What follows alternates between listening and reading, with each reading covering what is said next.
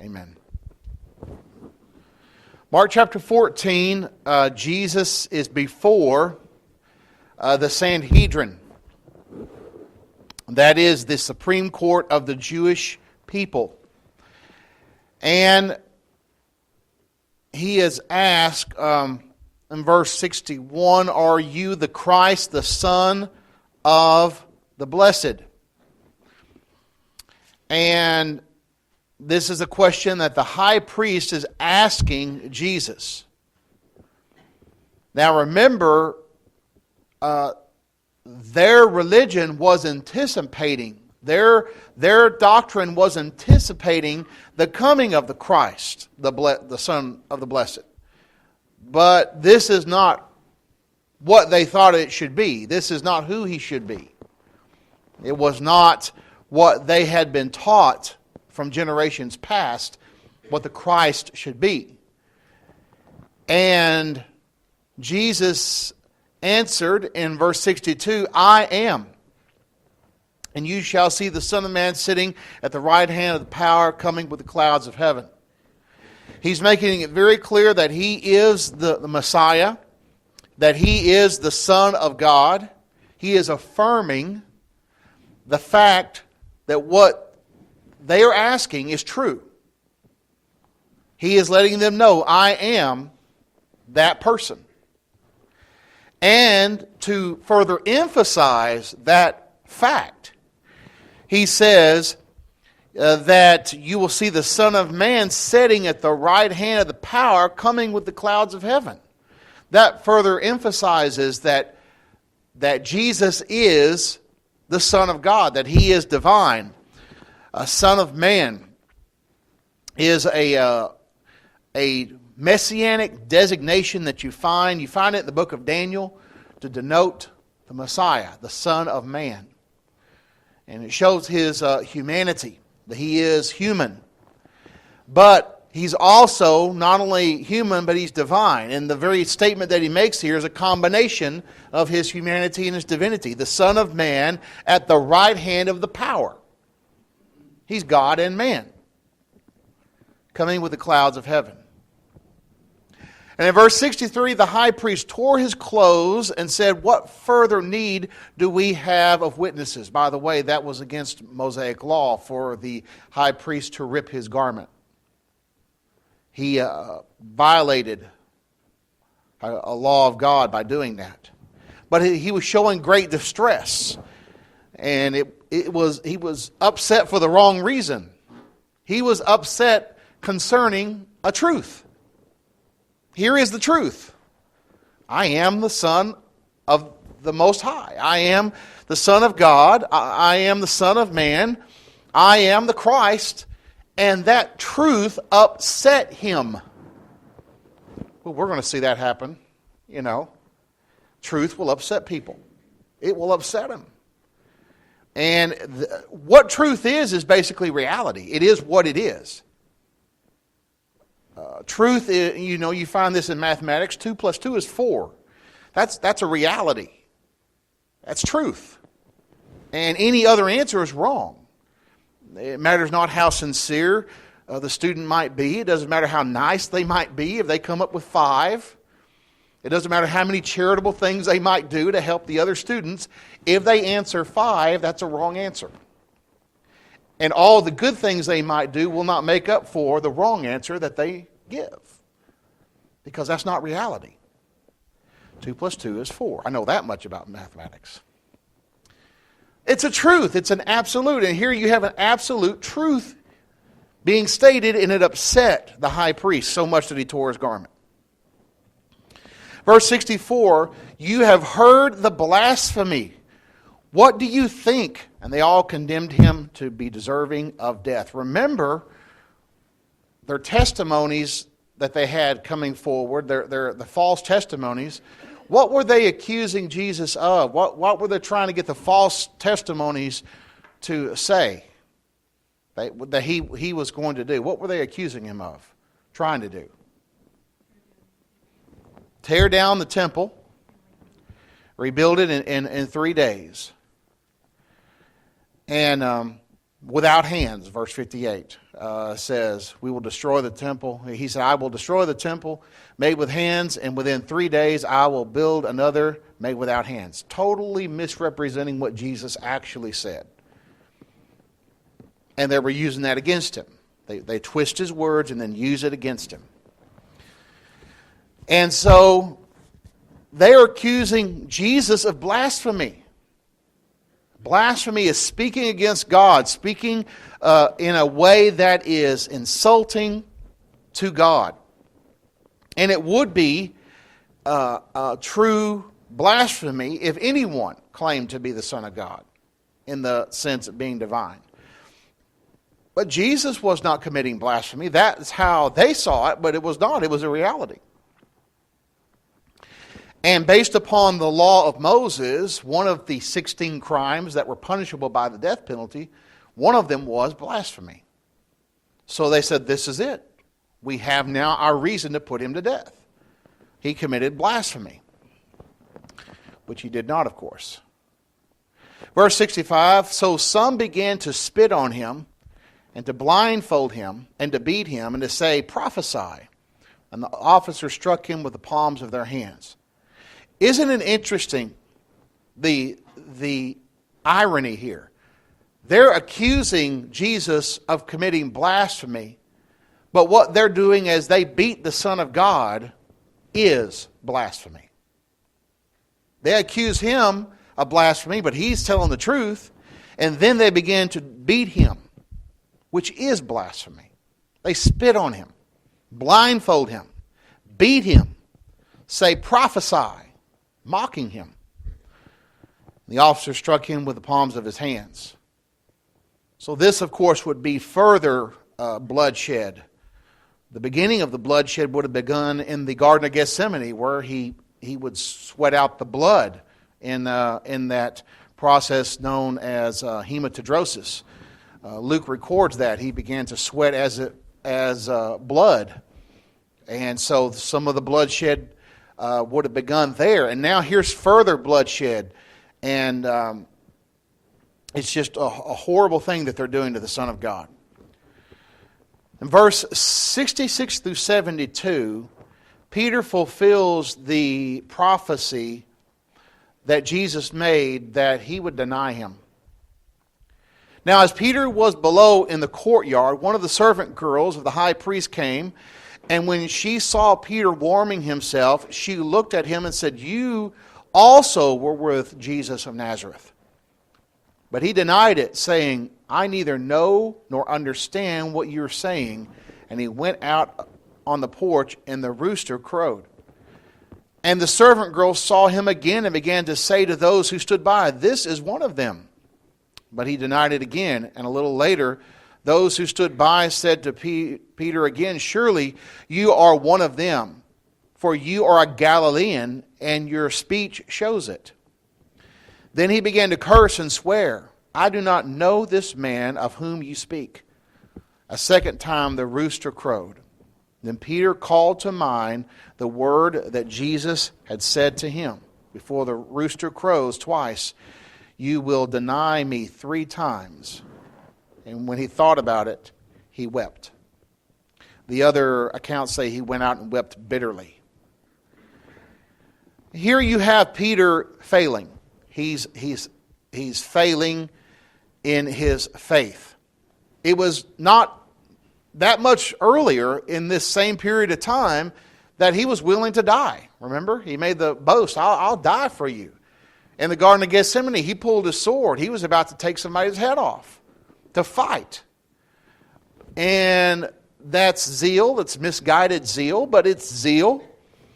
And now here, when this is going on, Jesus is being arrested, and things aren't going according to plan. They're not going according to the plan that he had been taught. The Messiah is not supposed to be arrested. The Messiah is not supposed to be allowed to be beaten. The Messiah is not supposed to be killed.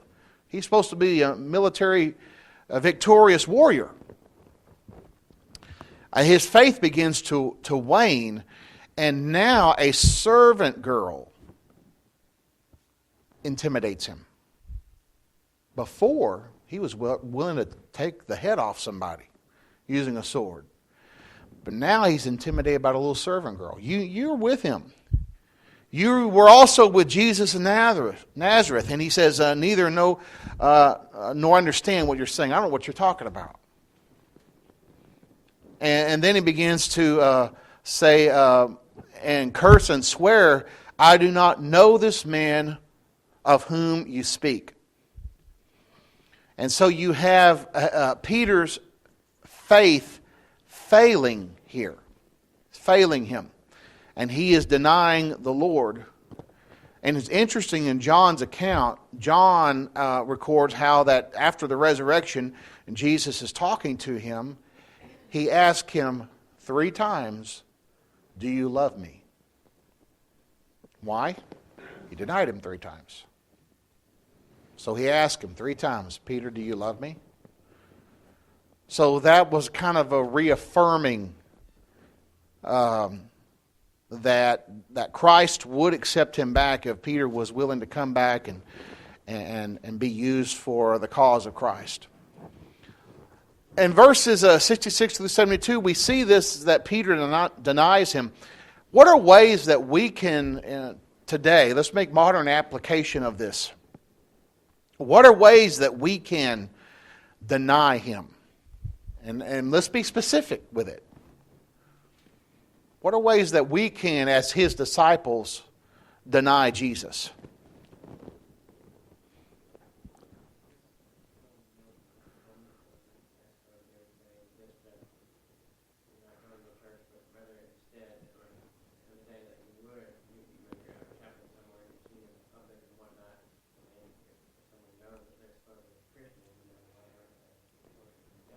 Right. So that's a good example of forsaking the assembly, being out doing something when you should be assembling with the saints. That's in essence denying Christ. That's denying him. That's a good example. What else? Not speaking up for the truth when we have opportunity, whether it be with neighbors, friends, and Right. I mean, that is another good example in which you're not speaking when you should. You know, Peter often got in trouble for speaking up when he shouldn't have. But here, if he would have been the man that he should have been, he would have said, yes, I'm a follower of Jesus of Nazareth. And of course, later on, we know in his life, he would mature to the point where he would face that and then face execution as a result of it, confessing Christ.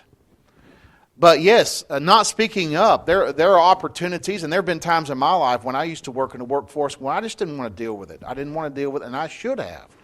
And those incidents, they're still in my mind where there were times and opportunities I had to say something. I had an opening to say something. I didn't take it because I just didn't want to go there, and I regret that. I regret those missed opportunities. And so that's a way of denying him. And we need to be able to speak up and need to be able to be knowledgeable enough to say, hey, that's not right. And to speak up when people speak about immorality, or speak up when they talk about the church. They speak down. They criticize the Lord's church, criticize the Bible. We're going to come across that more and more in our society. And they speak against that. We need to speak up. What are some other examples?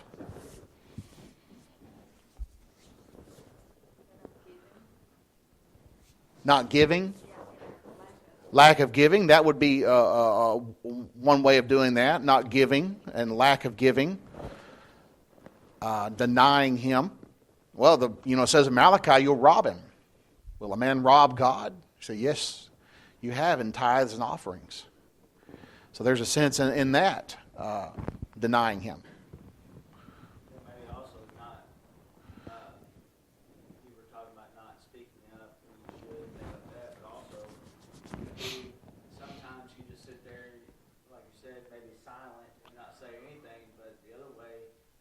trying to fit in with the crowd by Right. going along with the jokes or gossip or whatever's going on, mainly at work, I would say, or school, or whatnot. Right. Just fitting in, trying to fit in. Trying to fit in. And it's hard being the odd duck. I mean, really it is. It's hard being the odd man out when everyone, whether they're an atheist or they got a cross on their necklace or not, are cussing and telling bad jokes and everything. And it's just the norm. You know, the only difference is some of them got a cross on their necklace, some of them don't. You know, they all act the same. They're all worldly. Some of them are religious and worldly, some of them are non-religious and worldly. And they say, hey man, I got a joke. And you sit there and listen to it. What we should be saying is it clean? If it's not clean, I don't want to hear it. And that's not easy. That's not easy to do. But that's a good, but we're denying him when we go ahead and go along with it. When we go ahead and go along with it and go along with what they're doing that's incorrect. We're denying him also when we fill out paperwork that hasn't been done properly, or we cook the books, or we do some things in the paperwork that we say was done but wasn't really done just to get the paperwork filled out so we won't get in trouble. Lying. I mean, that's basically lying. We're denying him. So, we can all probably relate to Peter because we've been there in times of our life when we should have stood, and we didn't. And those are good examples. We need to speak up. We need to when it comes to gossip or slander, we need to be silent and say, look, I don't want to hear that. If you have a problem with this person or that person, you need to go talk to them. I don't want to hear about it. That should be our attitude. I mean, we should not allow ourselves to get caught up in the things that the world gets caught up in. So those are good points. I mean, there's various ways. You can just make a list on various things that you can do in denying him. I was going to bring it with me and show some people, but I got the magazine for the University of Lubbock Christian University, and thumbing through it and looking at their sports section with their girls wearing the immodest volleyball shorts, just like those of the world. This is supposed to be a Christian university dressing just as immodestly as the world. I mean, that's denying Christ. Are men incapable of lusting because they're at a sporting event? Really? Would you want your daughter to go on a date wearing those shorts, but it's okay for her to be out playing volleyball in front of a bunch of audience? Really? Exactly. No, she can't go on that date. She can't go on that date wearing those shorts, but yeah, she can get out there in front of a whole audience of people and wear those shorts and play volleyball. But honestly, in today's world, if they're letting them on the volleyball court with it, they're letting them. Yeah, a lot of times they are. And they're letting them. But the thing is, it's supposed to be a Christian university. It's supposed to be one of, quote unquote, our universities. And you don't have to wear shorts like that to play volleyball. You don't. You don't. And During the Olympics, there was one of the countries decided not to participate because of the uniform that the United States, the USA, was wearing, and they said, no, we're not going to. That was so modest, so much. We were not going to participate in that. Right. Change their clothing. Right. It might have been one of the Muslim countries. But that's a good point for them. It was because they, you're right. Country was setting the example, and there was the big United States. Exactly. We won't send our king because of the expectations of what we're supposed to wear. Right. Yeah, you can't. I mean, you flip it on when they're doing the volleyball. It's like, whoa, let's turn this off. I mean, it is bad. Well, the swimming. Right, the swimming. I mean, it's bad, and that's talking about that and getting back to the point. This is a Christian university. It's supposed to be setting a standard. It's supposed to be teaching the young people. Here's how you're supposed to be, and they're denying Christ when it comes to what His will says very clearly when it comes to modesty and dressing properly. I put a message on their Facebook wall. I don't know if I'll get a response, but it may not be. But I think I said it pretty nicely, what I thought I needed to say. But anyway, I mean, these are ways that we deny Christ. And what did Jesus say? If you confess me before men, Matthew chapter 10, you confess me before men, I'll confess you before my Father in heaven. If you deny me before men, I'll deny you before my Father in heaven. And we confess not only with our mouth, that is part of it, but we live it. Our life is a confession. It's a confession of Jesus Christ. I'm a follower of Jesus Christ. Very good points. Look at Mark chapter 15.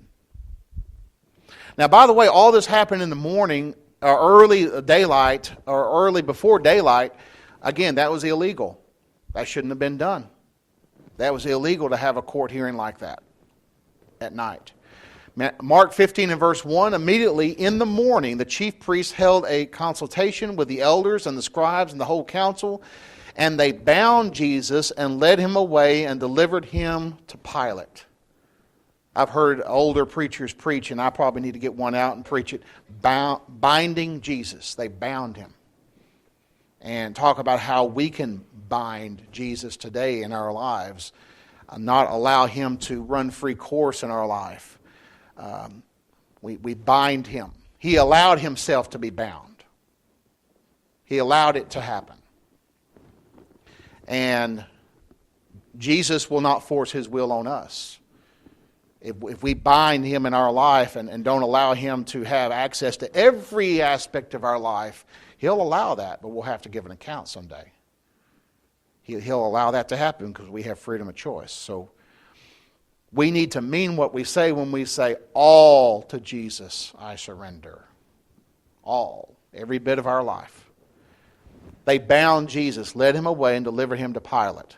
Verse 2, Pilate, he's the governor of that region of the Roman Empire. Then Pilate asked, are you the king of the Jews? He answered and said to him, it is as you say. The chief priest accused him of many things, but he answered nothing.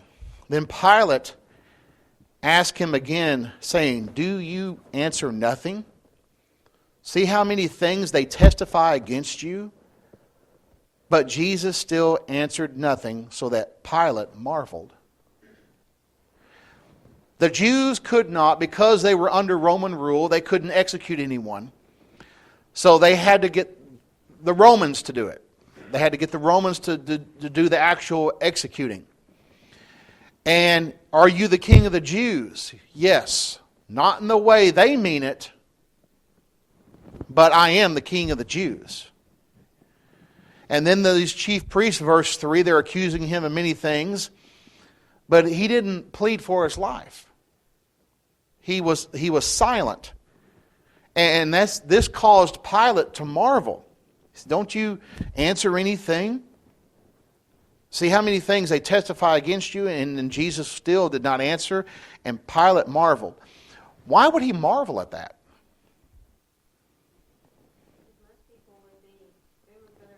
Begging for their life, making their case.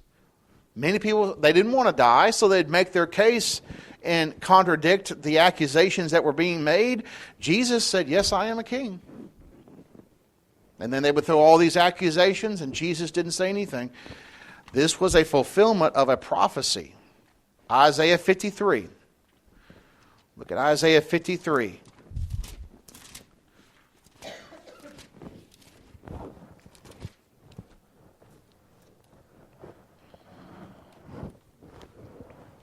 Verse 7. Isaiah 53 and verse 7. He was oppressed and he was afflicted, yet he opened not his mouth. He was led as a lamb to the slaughter, and as a sheep before its shearers is silent, so he opened not his mouth. So that's exactly what Jesus is doing here. He is not saying a word to defend himself, and when they make an accusation against him that is actually true, he affirms it. Yes, I am the King of the Jews. Yes, I am the Christ, the Son of the Blessed. And he cannot deny who he is. I mean, that's reality. It goes back to the whole concept of truth. But Pilate is marveling at this because this man is not trying to defend himself. He's not trying to get out of this. Whereas others would be trying to do that. Now, in Mark's account, we have a rather abbreviated version of the trials. Jesus is also sent to Herod very, very briefly. The other accounts say, and Herod wanted to see a miracle from him. And Jesus didn't perform any. He wanted a sideshow. He wanted to be entertained. But Jesus did not perform any sign for him. And so you have an abbreviation of the trials here in Mark's account. In verse 6 it says, Now at the feast he was accustomed to release one prisoner to them, whomever they requested. And there was one named Barabbas, who was chained with his fellow rebels. They had committed murder in a rebellion. Then the multitude, crying aloud, began to ask him to do just as he had always done for them. But Pilate answered them, saying, Do you want me to release to you the King of the Jews? Notice verse 10. For he knew that the chief priests had handed him over because of envy. Pilate knew what was going on here. He knew it was because of envy they had handed Jesus over. But the chief priests stirred up the crowd so that he should rather release Barabbas to them. Pilate answered and said to them, What then do you want me to do with him who you call the King of the Jews? So they cried out again, Crucify him. Then Pilate said, Why? What evil has he done? But they cried out all the more, Crucify him. So Pilate, wanting to gratify the crowd, released Barabbas to them, and he delivered Jesus after he had scourged him to be crucified. Now here you have Pilate doing what was a custom. You could release one of the prisoners during this feast. And he says you have Barabbas and you have Jesus. You have this person who had committed murder, an actual sinner who committed murder, and was guilty of rebellion. You could have him released to you, or you could have Jesus. The hatred for Jesus was so strong that they would rather have a murderer loose on the street. But think about that. How focused their hatred was towards Jesus, that they would rather have this murderer go free. That could possibly do harm to their family or their relatives or friends. They'd rather have him free, walking the streets, than Jesus, who did nothing to them but good. Did nothing but help them. That's how wicked they were. And so you have this choice here.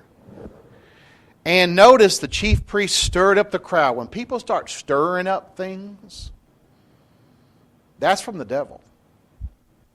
Stirring up strife, stirring up problems, stirring up difficulty. That's not from God. And so they went among and stirred up the crowd so that he should rather release Barabbas to them. And notice in verse 13, they're crying out, Crucify him. And then in verse 14, they said, Crucify him. In the other accounts, they said, His blood be upon us and on our children. And that means we'll bear the guilt of this man's execution.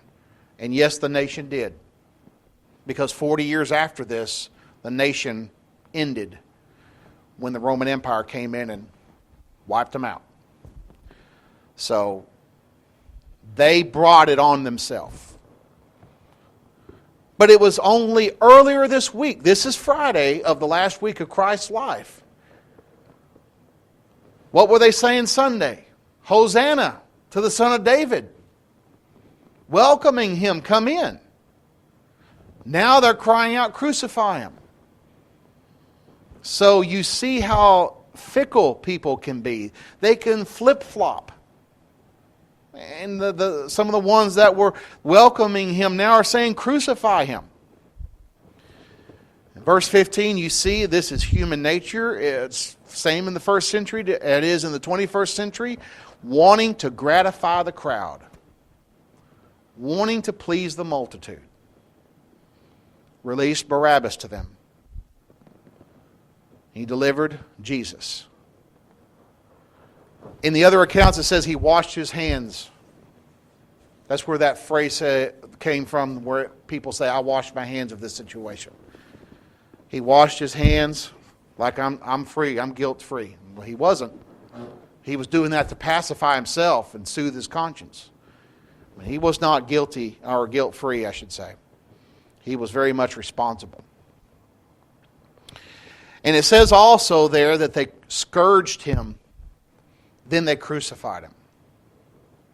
Scourging, just like crucifixion, is not given in detail in the New Testament writings as to what went on. The reason is, most people of the first century knew what it meant to be scourged. They either saw it or had it happen to them. Most of the people of the first century were very well familiar with crucifixion. They saw it happen. It was like the public hangings of the 1800s. It was a public execution of someone. And so it's not given in detail in the New Testament because the people who were the original recipients of these writings were very familiar with what scourging was and what crucifixion was. But scourging was the process by which there was a handle that had several whips on the end of it. And the leather whips would have pieces of sharp metal, pieces of bone. And on the end of it there were balls, metal balls at the end. And it was a process by which the person would have been stripped down completely nude and stretched over a post and tied, so that the full back, buttocks, legs would have been exposed, and they would have come down with full force on the person's back, side, legs, shoulders, the back of the head. It didn't matter. And it would have ripped the person's skin to shreds. It was a horrible means of torture. A lot of people, history tells us, died as a result of being scourged because it was just so traumatic to the body. Some people, it is said that they gnawed their tongue off, agonizing in the pain. They would bite it in two. It was so painful. A lot of people, as I said, were killed in the process of scourging. The only movie that I've ever seen that got it probably as close to reality was the Passion of the Christ. If you ever watch that movie and see that part of it, it was very, very graphic. Very graphic. Right. Pulled it. It was meant, the instrument was meant to dig in and pull out flesh, like just talons of a bird of prey. Just rip in and rip out flesh. And it was a horrific torturing device. And they would have a person doing the scourging and someone watching it, and they would make sure the person was brought all the way up into the brink of death, and then they would back off. And that was the point of it. Now you think about that. You think about how tough Jesus had to have been physically. He'd already been up all night. He'd already sweat blood due to stress. He'd already been beaten. And now he goes through the scourging process, which killed most men. Then he's going to carry the cross part of the way up to Calvary. That's why he falls under the weight of it. His body had had enough. And it's, remarkable that he got that far. So it was a horrible thing that a person went through. Study that. It'll just shock you how cruel they were and what Jesus went through. And as you're looking at that and you're contemplating that and meditating upon it, think about it. He did that for you. He did that for me. He did it because of my sin, because of your sin. Verse 16 says, the soldiers led him away into the hall called the Praetorium, and they called together the whole garrison, and they clothed him with a purple. And they twisted a crown of thorns and put it on his head and began to salute him. Hail, King of the Jews! And they struck him on the head with a reed and spat on him. Bowing the knee, they worshipped him. And when they had mocked him, they took the purple off him, put on his own clothes on him, and led him out to crucify him. So here's further humiliation on top of it. After being scourged, they take him and they're mocking him. They're making fun of him.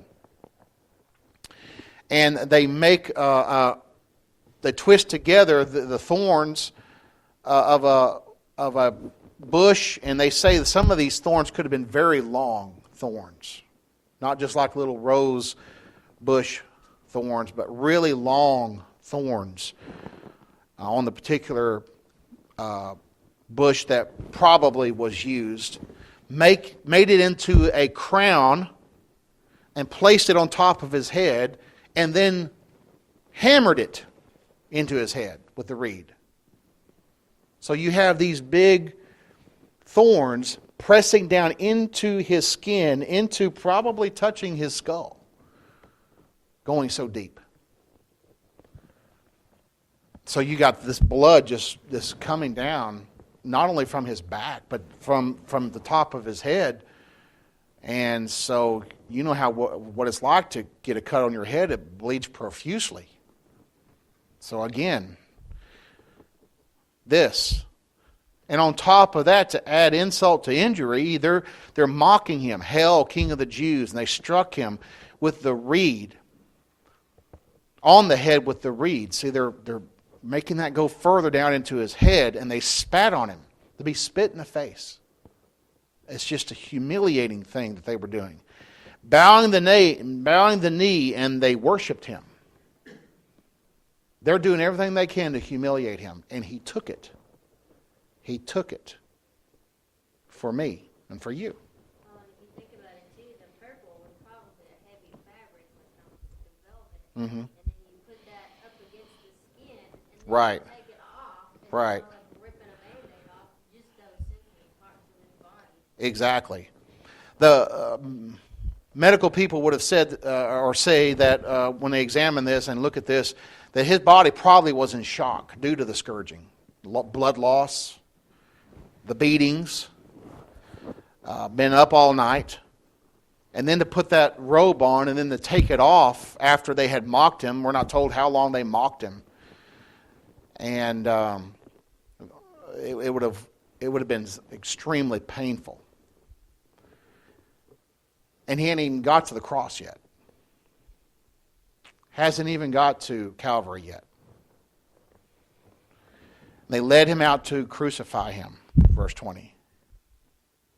Beginning in verse 21, it says, they compelled a certain man, Simon of Cyrene, the father of Alexander and Rufus, as he was coming out of the country and passing by, to bear his cross. Now, some have suggested that he wasn't carrying the entire cross, as you see in sometimes depicted in paintings and movies, but it was the cross section, the cross beam that he would carry. The the vertical part of the cross was already in the place where he was taking the cross beam, it is suggested. But nothing can be dogmatic about whether that's actually the way it was. But some have suggested that's what was being carried. But it was very heavy, and he was just in a very weakened state due to everything that has happened to him. And they brought him to the place that is called Golgotha, which is translated the place of a skull. I believe it's in Luke's account. It's called Calvary, the place of a skull. And this would have been the common execution spot for people to be executed. And it is there close to a road, close to a place. And what crucifixion was, it was a billboard. What they would do is, it would be a criminal executed. They would put his crime above his head. And basically it was a billboard saying, if you do this crime, this will happen to you. Kind of like in the Old West, the public hangings, public execution. You do this crime, this is what will happen to you. And crucifixion was invented by the Persians, but it was perfected by the Romans. They had a way of extending a person's life on the cross so that they would last the longest in the maximum amount of pain possible. It was a torture to death process. Some people lasted for days on the cross. They would last for days. But this is Friday up against a Sabbath. That's why the death was hastened for the two thieves. Their legs were broken so that they would die quickly. We'll talk about that in just a moment. Well, maybe next week, Lord willing. But they take him up to the place to be executed, verse 23. Then they gave him wine mingled with myrrh to drink, but he did not take it.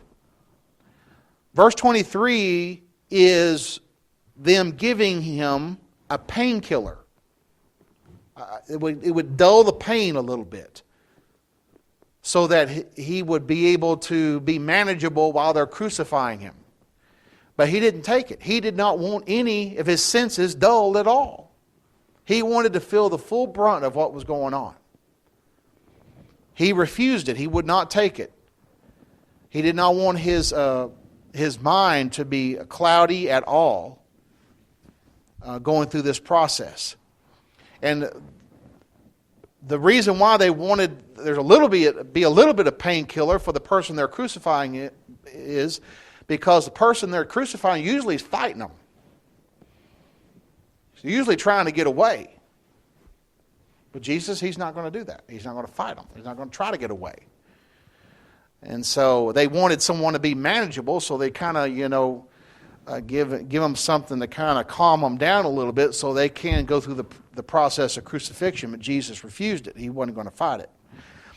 Verse 24, and they crucified him, and they divided his garments, casting lots for them to determine what every man should take. That's according to prophecy. And that was the third hour of the day that they crucified him. That would have been 9 o'clock in the morning, that Friday morning. And then they had the inscription of his accusation, verse 26, the King of the Jews. And what that meant was, what Pilate put on there was this: if you claim to be a king and you're not a Roman authorized king, you're trying to start an insurrection, this is what's going to happen to you. You're going to be crucified. And that's what that basically was the point. But the irony is, he put the truth. He is the King of the Jews. But he didn't do that on purpose. So next week we will continue to study Mark chapter 15, continue to study this and the process of crucifixion, and we will go into it deeper next week, Lord willing.